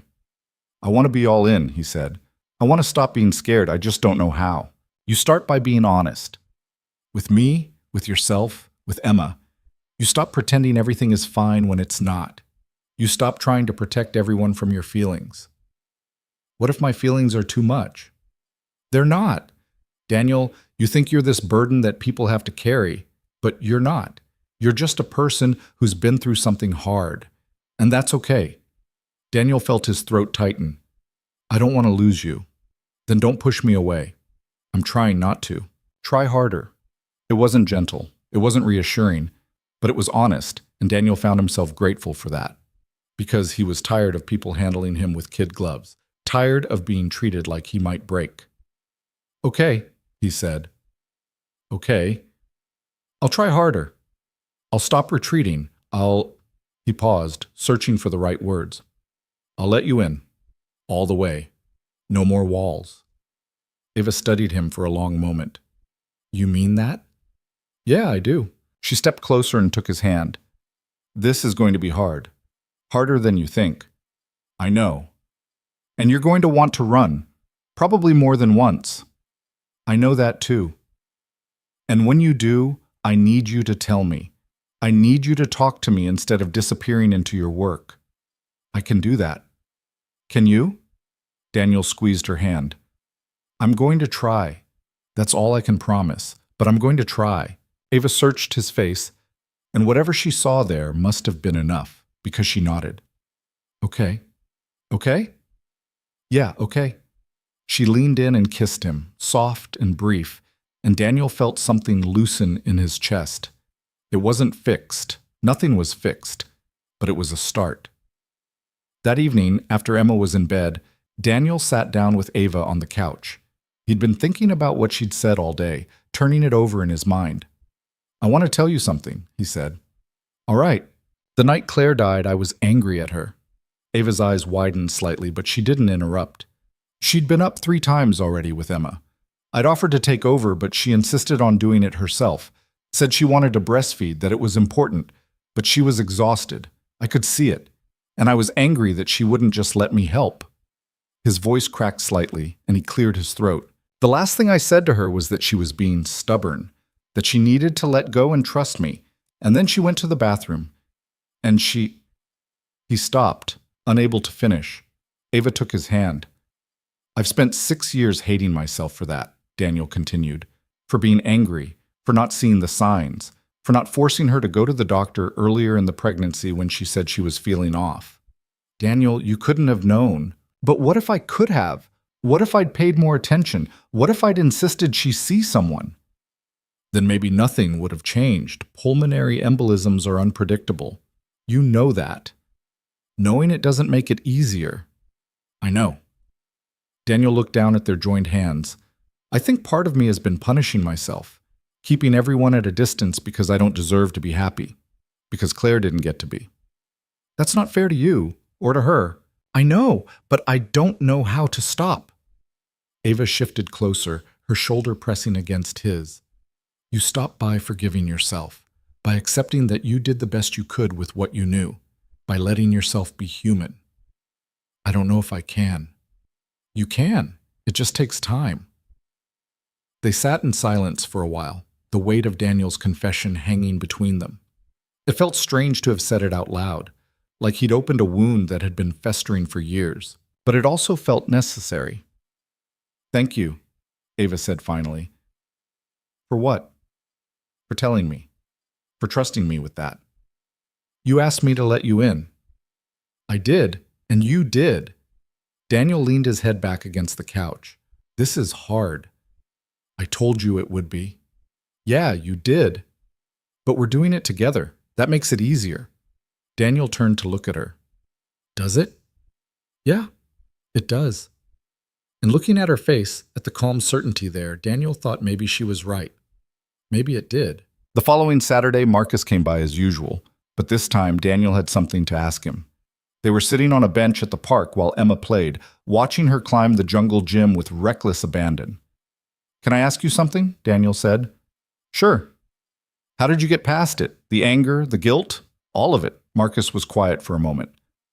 I don't know if I have, not completely, but I stopped blaming myself for not being able to save her. How? Therapy mostly. Took me 3 years to actually go, but it helped. Talking to someone who didn't know Claire, who didn't have skin in the game, they helped me see that I wasn't responsible for her death just because I couldn't prevent it. Did you believe them? Not at first, but eventually, yeah. Daniel watched Emma slide down the slide, her laughter carrying across the playground. I don't know if I can do that. Let go of the guilt. You don't have to let go of it completely. You just have to stop letting it run your life. Is that what I'm doing? Marcus gave him a long look. Yeah, man, that's exactly what you're doing. Daniel nodded slowly. Ava said something similar. She sounds smart. She is. You love her? Yeah. Does she love you? She says she does. Then don't screw it up. Daniel laughed despite himself. That's your advice? That's my advice. Claire would have wanted you to be happy. You know that, right? Daniel felt his throat tighten. I don't know. Well, I do. She loved you, And she would have hated seeing you like this, stuck, afraid, punishing yourself. She would have told you to get your head out of your ass and live your life. Yeah, she probably would have. So do it. Not for me, not for Ava, for yourself. And for Emma. Daniel looked over at his daughter, who was now showing another kid how to do the monkey bars. She was so fearless, so unburdened by the weight of the past. He wanted to be more like that, wanted to move through the world without constantly bracing for impact.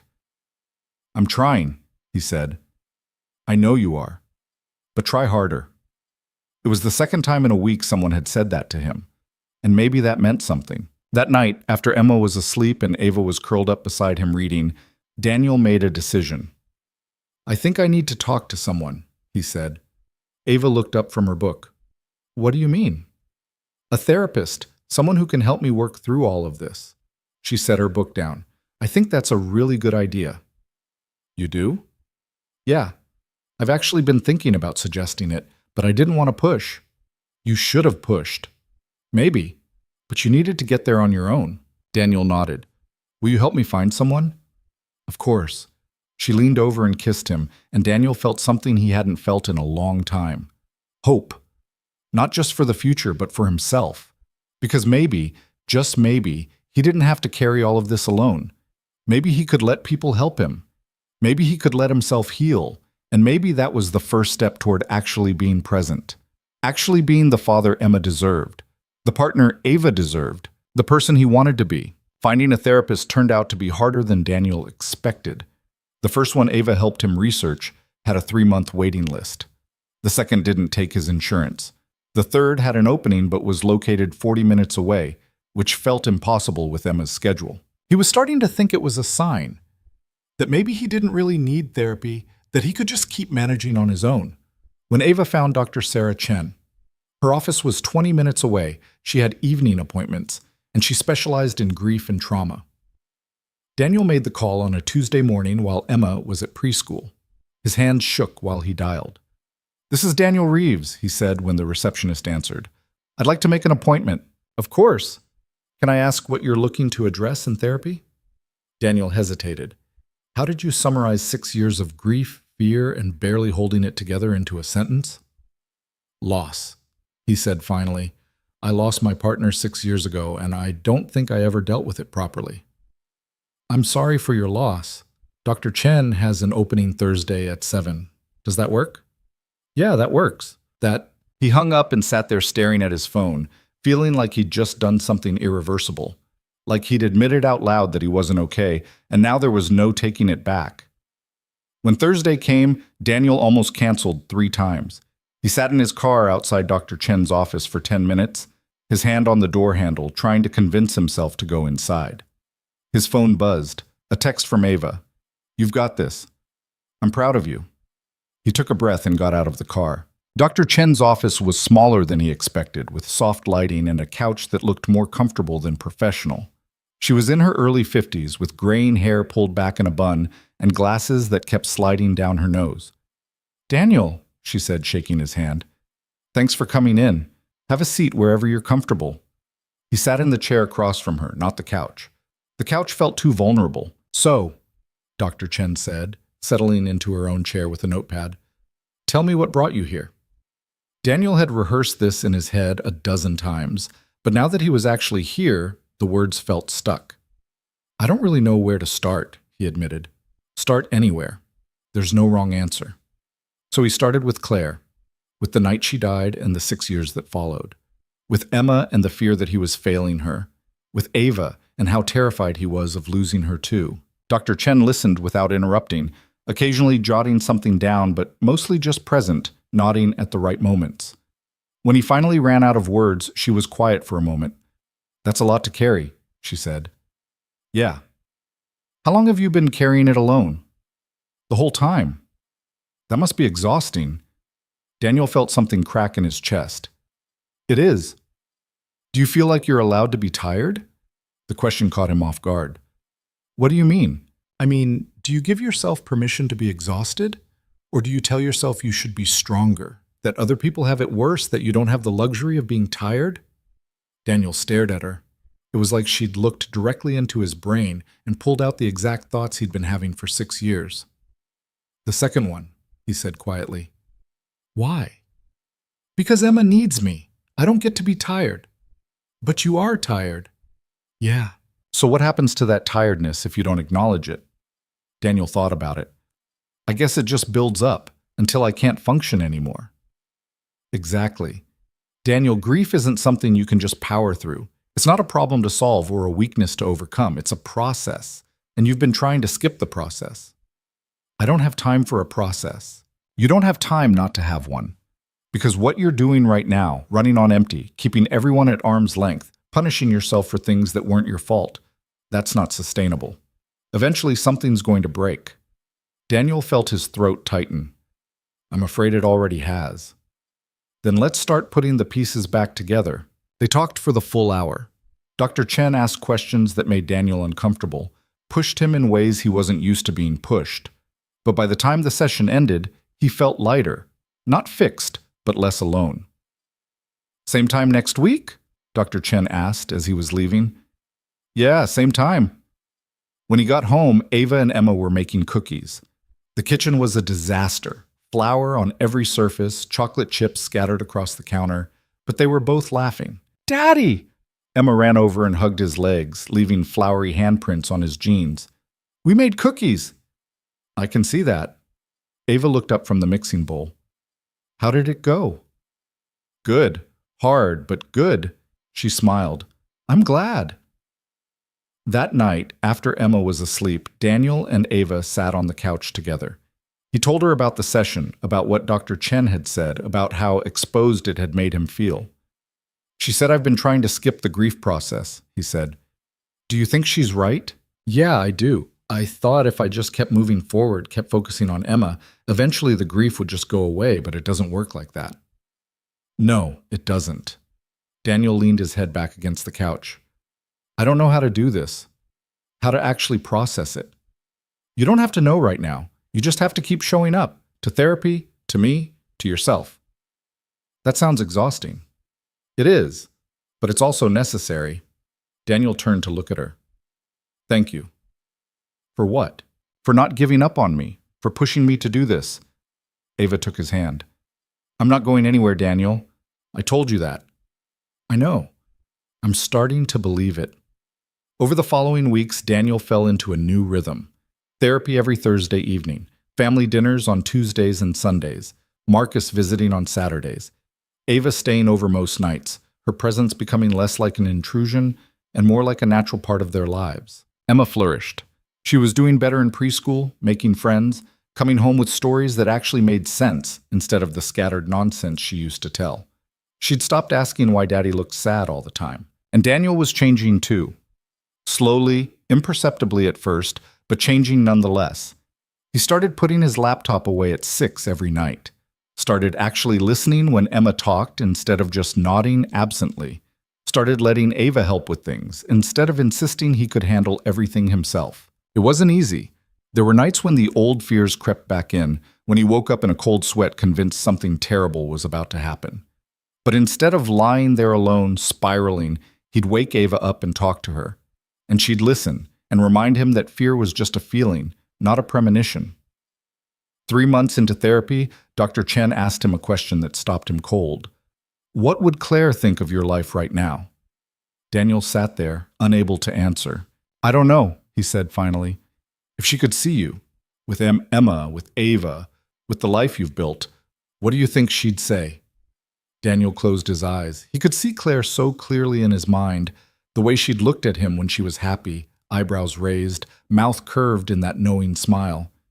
"She'd tell me I was being an idiot," he said. Dr. Chen smiled. "Why?" "Because I've spent 6 years acting like loving someone else would dishonor her memory, and she'd hate that. She'd hate that I've been so stuck." What else would she say?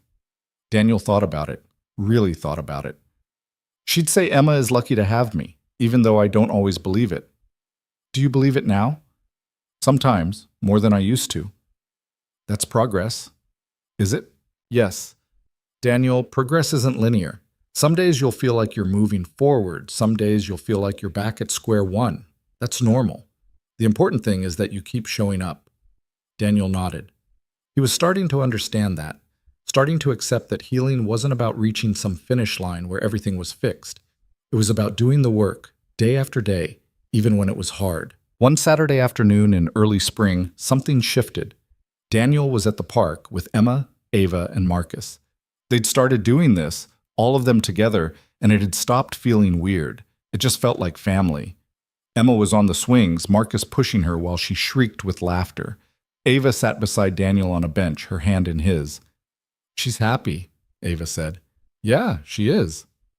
"So are you." Daniel looked at her. "What makes you say that?" "I can see it. In the way you smile. In the way you're actually present, instead of being somewhere else in your head." Dr. Chen would say that's progress. It is progress. Daniel watched his daughter flying high on the swing, her face bright with joy. And he realized something. He wasn't afraid anymore. Not the way he used to be. The fear was still there. It probably always would be. But it didn't control him. Didn't dictate his choices. "I want to ask you something," he said. Ava turned to face him. "Okay. Will you move in with us? Officially, I mean, not just staying over most nights, but actually living here." Ava's eyes widened. "Are you serious?" "Yeah, I'm serious. Emma loves you. I love you. And I'm tired of pretending this is temporary when it doesn't feel temporary." "What does it feel like?" "Permanent, in the best possible way." Ava smiled, and it was the kind of smile that made everything else disappear. "Yes." "Yes?" "Yes. I'll move in with you." Daniel pulled her close and kissed her, right there in the middle of the park, not caring who saw. When they broke apart, Emma was running toward them, Marcus trailing behind. "What are you doing?" Emma asked, giggling. "I just asked Ava to move in with us," Daniel said. Emma's face lit up. "Really? Really? Does that mean she'll be here every morning when I wake up?" "Yep." Emma threw her arms around Ava. "This is the best day ever." Marcus stood off to the side, watching them with a complicated expression. Daniel caught his eye. "You good?" Daniel asked. Marcus nodded. "Yeah, I'm good. Claire would have loved this." "You think?" "I know. She always wanted you to be happy, and you are. Finally." Daniel felt his throat tighten. "Yeah, I am." That evening, after Emma was asleep, Daniel and Ava lay in bed together. She was already half asleep, her breathing deep and even, but Daniel was wide awake. He thought about the past 6 years, about all the ways he'd been broken and all the ways he'd slowly put himself back together, about Claire and the life they'd had and the life he was building now. He'd spent so long believing that moving forward meant leaving her behind. But he understood now that wasn't true. Claire would always be part of him, part of Emma, part of their story. But she didn't have to be the end of the story. She could just be a chapter, a beautiful, painful, important chapter that had shaped who he was, but didn't define who he'd become. Ava stirred beside him, her hand finding his in the dark. "You're thinking too loud," she mumbled. "Sorry. What are you thinking about?" "How lucky I am." She opened her eyes and looked at him. "Yeah?" "Yeah, I spent so long being afraid of losing you that I forgot to appreciate having you. You appreciate me now?" "Every day." She smiled sleepily and closed her eyes again. "Good, because I'm not going anywhere." "I know." And for the first time in 6 years, he actually believed it. The weeks that followed were a blur of boxes and furniture rearranging, and Emma insisting that Ava's books needed to go on the shelf next to hers. They turned the spare room, which had been Daniel's office, into a proper shared workspace. Ava brought her plants, her favorite reading chair, her collection of vintage teacups. The apartment that had felt like a holding pattern, a place where Daniel was just surviving until the next crisis, started to feel like a home. One night, about a month after Ava had officially moved in, Daniel was reading to Emma before bed. They were halfway through Charlotte's Web, which Emma had declared her new favorite. "Daddy?" she said when he finished the chapter. "Yes, sweetheart? Are you going to marry Ava?" Daniel's hand stilled on the page. "What makes you ask that?" "Because she lives with us now. And I heard Uncle Marcus say that people who love each other get married." "Did he now?" "Yeah, so are you." Daniel looked down at his daughter, at her expectant face, and realized he didn't have a good answer. Not because he didn't want to marry Ava, but because he hadn't let himself think that far ahead. "I don't know," he said honestly. "Would you want me to?" Emma thought about it seriously. "I think so. Then she'd really be part of our family." "She's already part of our family." "But it would be more official." Daniel laughed. "Where did you learn the word official?" "Uncle Marcus?" "He's teaching you big words, huh?" "Yep. So are you going to?" "I'll think about it, but right now we're just happy the way things are. Okay?" "Okay," Emma yawned. "I love you, Daddy." "I love you too, sweetheart." He kissed her forehead and turned off the light, but her question stayed with him long after she'd fallen asleep. Later that night, he brought it up with Ava. "Emma asked me if I was going to marry you," he said. Ava looked up from her book. "She did?" "Yeah, apparently Marcus put the idea in her head." "What did you tell her?" "That I'd think about it." Ava set her book down. "And are you thinking about it?" Daniel sat down beside her. "Yeah, I am. I mean, I know it's fast. We've only been officially living together for a month, but it doesn't feel fast. It feels right." "So what's stopping you?" "Fear, I guess. The same fear that's been stopping me from everything. What if I'm not ready? What if I screw it up?" Ava took his hand. "Daniel, you're never going to feel completely ready. That's not how life works. But the question isn't whether you're ready. It's whether you want to." "I do want to." "Then that's your answer." Daniel looked at her, at the calm certainty in her face, and felt the last piece of resistance crumble. "Will you marry me?" he asked. Ava blinked. "Are you seriously asking me right now?" "Yeah, I don't have a ring. I didn't plan this, but I'm asking anyway. Will you marry me?" She laughed, and it was the most beautiful sound he'd ever heard. "Yes, of course, yes." He pulled her close and kissed her, and it felt like coming home. They told Emma the next morning over breakfast. She screamed so loud that Mrs. Callahan came running from next door to make sure everything was okay. "Ava's going to be my new mom," Emma announced to anyone who would listen. "Stepmom," Ava corrected gently. "You already have a mom, but I'll be your stepmom, and I'll love you just as much." Emma threw her arms around Ava.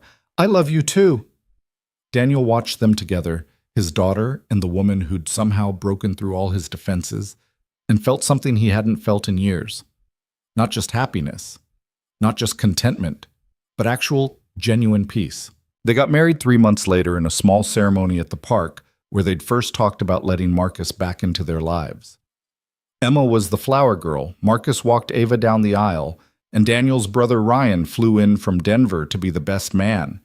It was simple and perfect, and nothing like the wedding Daniel had imagined having with Claire all those years ago. But that was okay, because this wasn't about replacing what he'd lost. It was about building something new. When the officiant asked if he had anything he wanted to say, Daniel looked at Ava and felt the words come easily. "I spent a long time being afraid," he said. "Afraid of losing people, afraid of being happy, afraid of moving forward. But you taught me that fear doesn't have to be the thing that drives my life, that I can be scared and still choose to love, that I can honor the past without being trapped by it. So thank you for being patient, for not giving up, for showing me what it means to actually live." There wasn't a dry eye in the small gathering. Even Marcus was wiping at his face. When Ava said her vows, she kept them short. "I promise to love you and Emma with everything I have. I promise to be patient when you're struggling. I promise to remind you that you're enough, even when you don't believe it. And I promise to build a life with you that's full of joy and laughter and all the messy, complicated, beautiful things that make life worth living." They kissed, and Emma cheered, and for the first time in 6 years, Daniel felt like he wasn't just surviving. He was actually living. The reception was at a small restaurant nearby. Nothing fancy, just good food and good people. Daniel danced with Emma, then with Ava, then watched as Marcus danced with Emma while telling her stories about Claire. Ryan pulled Daniel aside at one point. "You look happy," he said. "I am." "Good, you deserve it." "Do I?" "Yeah, man, you do. Claire would want this for you." Daniel nodded, feeling the familiar ache in his chest. But it didn't hurt the way it used to. It was just there, a reminder of what he'd lost, but also what he'd gained. Later that evening, after the guests had gone home and Emma was asleep at Mrs. Callahan's for the night, Daniel and Ava sat on their apartment balcony. It was small, barely big enough for two chairs, but it had a view of the city lights. "We did it," Ava said. "We did. How do you feel?" Daniel thought about it. Grateful, scared, happy, all of it at once. "That sounds about right." They sat in comfortable silence for a while, just being together. Daniel thought about how far he'd come, from that night in the cafe when he'd almost pushed Ava away, to this moment, married and building a future he'd been too afraid to imagine. "Do you think Emma will remember Claire?" he asked suddenly. "I don't know. She was so young. I want her to. I want her to know who her mother was." "She will. Because you'll tell her. Marcus will tell her. We'll make sure she knows." "What if it's not enough?" "It'll be enough. Daniel, you can't give Emma her mother back, but you can give her stories and pictures and love. You can make sure Claire is part of her life, even though she's not here. And that's what matters." Daniel nodded. She was right. She was always right. "I love you," he said. "I love you too." They sat there until the city lights started to blur, until exhaustion pulled at them both. Then they went inside to the apartment that was now officially theirs, to the life they were building together. And Daniel realized something as he lay in bed that night, Ava curled up beside him. He'd been so afraid of forgetting Claire, of moving on, of betraying her memory. But loving Ava didn't erase Claire. It didn't dishonor what they'd had.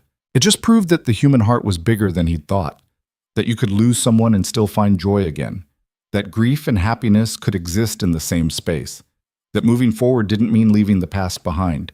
It meant carrying it with you and choosing to keep going anyway. A year later, Daniel stood in the kitchen making pancakes, a Saturday morning tradition now, while Emma set the table. Ava was still asleep, exhausted from a late shift at the bookstore. "Daddy, can I ask you something?" Emma said. "Sure, sweetheart." "Do you still miss my first mom?" Daniel set down the spatula and crouched to her level. "Every day."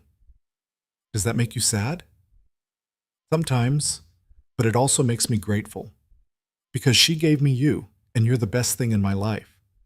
Emma thought about that. "I have two moms now." "You do." "That makes me lucky, doesn't it?" Daniel felt his throat tighten. "Yeah, sweetheart. That makes you very lucky." Emma hugged him tight, and Daniel closed his eyes, holding his daughter and thinking about how much had changed. How he'd gone from barely surviving to actually thriving.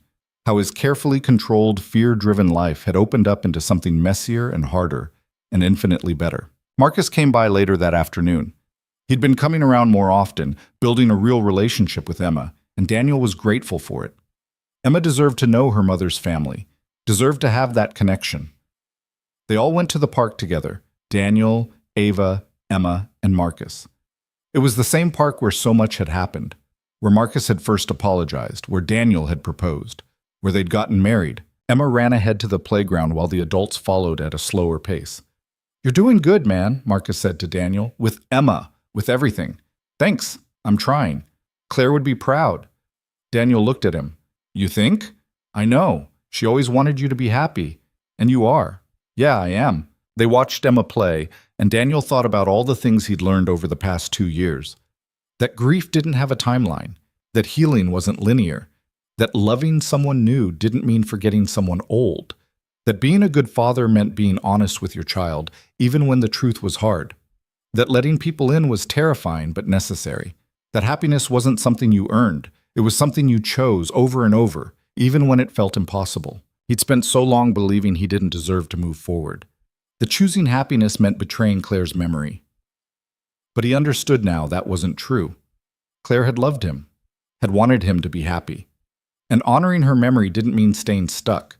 It meant living fully, loving deeply, and making sure Emma grew up in a home filled with warmth and laughter and connection. That evening, after Marcus had left and Emma was in bed, Daniel and Ava sat on the couch together. It was their spot now, the place where they'd had so many important conversations. "I've been thinking," Daniel said. "About what?" "About how different my life is now compared to 2 years ago." "Different good or different bad?" "Different good. Really good. I was so stuck back then, so convinced that the only way to honor Claire was to suffer, to keep myself separate from everyone, to never let myself be happy. And now? Now I understand that the best way to honor her is to live. to give Emma a childhood full of joy, to build a life that's full and messy and real. Ava smiled. That sounds like something Dr. Chen would say. She'd probably take credit for it. They laughed, and it felt easy, natural, like this was exactly where they were supposed to be. Thank you, Daniel said. For what? For pushing me, for not giving up, for loving me even when I didn't know how to love you back. You knew how. You were just afraid to. I'm not afraid anymore. Good, because I plan on being around for a very long time. Daniel pulled her close and kissed her, and it felt like a promise, like a beginning instead of an end. Because that's what he'd learned. Life wasn't about reaching some perfect state where everything was fixed and nothing hurt. It was about showing up every day and doing the work, about loving people even when it was scary, about building something beautiful out of the broken pieces. He'd lost Claire. He'd always carry that loss. But he'd also found Ava, rebuilt his relationship with Marcus, become the father Emma deserved, and learned how to actually live instead of just survive. And that wasn't betrayal. That was healing. That was growth. That was life. As he sat there with Ava in his arms, listening to the quiet sounds of their home, Daniel felt something he hadn't felt in years. Not just peace or happiness or contentment, though he felt all of those things. He felt whole, not because he'd forgotten the past or stopped grieving, but because he'd learned to carry the grief alongside the joy. To hold space for both Claire's memory and his future with Ava. To be a father who was present and honest and human. He wasn't perfect. He still had days when the fear crept back in, when he worried about losing everything he'd built. But he had tools now. Therapy, Ava, Marcus, a community of people who loved him and Emma. And he had the understanding that being afraid didn't mean he had to let fear win. Down the hall, Emma stirred in her sleep, calling out softly. Daniel started to get up, but Ava put a hand on his arm. I'll go, she said. He watched her walk down the hall, heard her soft voice as she reassured Emma that everything was okay, and he realized this was his life now. Not the one he'd planned, not the one he'd imagined all those years ago with Claire, but a different one, a good one. A life built on love and loss and learning how to keep going. When Ava came back, she curled up beside him again. She was just having a dream, she said. She's fine. Thanks for checking on her. Of course. They sat there in the quiet, and Daniel thought about how far he'd come.